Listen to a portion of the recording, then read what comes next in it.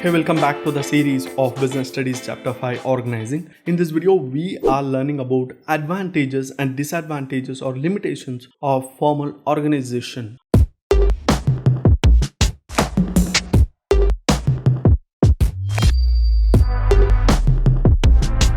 By the way, this is OBC online business class. If you are new to this channel, consider to subscribe because we have a bunch of playlists. Okay. Advantages. The first advantage is since mutual relationships are clearly defined in formal organization, it's easier to fix responsibilities, so you won't find challenges in that. As every person in the organizations are clearly defined the jobs and duties, there will be no doubts in the role, and it also avoids duplication of work and efforts. Moving on to third advantage, unity of command. About this topic we discussed in second chapter, so it's nothing but one boss giving one direction, that is called unity of command. As unity of command is maintained, it enables a chain of command. Chain of command is nothing but the information will be transferred from the top level management to low level management, that is called chain command.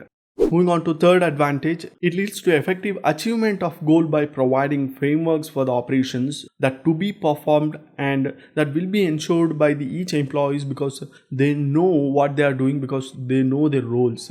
Moving on to next advantage, it provides stability to the organization because the behavior of employee can be fairly predicted since there are specified rules and guidelines for them, so it's easy to predict the behavior.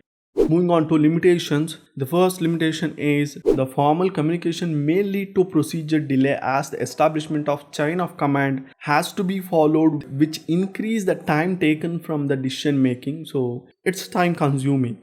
Moving on to second limitation, poor organization practice may not provide adequate recognition to talent since it does not allow any deviations from rigidly laid down policies. So there is no deviations, there will be clearly strict policy which you need to follow. There is no chance of creativity or talent to be exhibited. Moving on to next limitation, it is difficult to understand the all human relationship in the enterprises as it places more stress on the structure and the work. Hence the formal organization does not provide complete picture of how organization works. If you find this video helpful, share it.